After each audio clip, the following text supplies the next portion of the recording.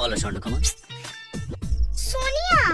ও হ্যাঁ সোনিয়া, কি বলবে বলো। দেখো আমি কিন্তু খুব স্পষ্ট কথা নেই, খুব মডার্ন। ভালো। মনের কথা একদম চেপে রাখতে পারি না। খুব ভালো।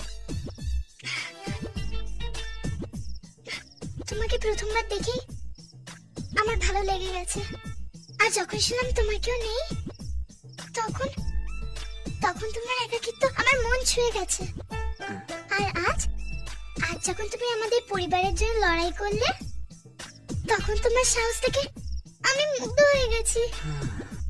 So so I think you think I think I love you.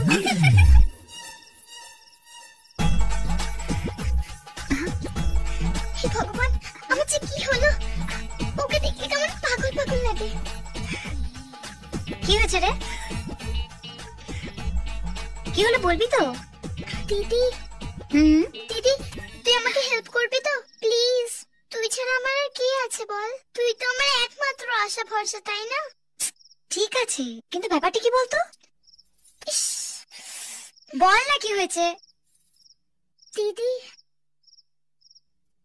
I think you think I'm in love with Rahul. What? হ্যাঁ দিদি। কি বলছিস কি তুই? দিদি প্লিজ তুই দাদুকে ম্যানেজ করিস না যাতে আমাদের বিয়েটা দেয়। বিয়ে? না মানে এক্ষুনি না, তোর বিয়েটা আগে হয়ে যাক, তার 2-3 মাস পরে হলেই হবে। কি আজেবাজে কথা বলছিস? ও গড, না না এটা ঠিক নয়, এটা হতে পারে না। কেন হতে পারে না? কেন? আমি ওদের সাথে জানি না, কিন্তু তুই ওকে ভালোবাসতে পারিস না ব্যাস। কেন? কারণ কারণ আমার ওকে একদম পছন্দ নয়। তুই ওকে কেন পছন্দ করবি? আমার তোকে খুব পছন্দ ব্যাস। এ ও গড, প্লিজ প্লিজ দিদি তুই আমাকে ভালোবাসিস না? প্লিজ যে কোনো ভাবেই হোক দাদুকে একটু ম্যানেজ করিস যাতে আমি রাহুলকে বিয়ে করতে পারি। প্লিজ প্লিজ আমার মিষ্টি দিদি। তুমি যে আমার, তুমি যে আমার।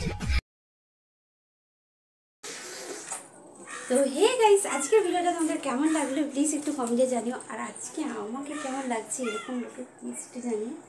চলো তো আজকের মতন বলছি টাটা।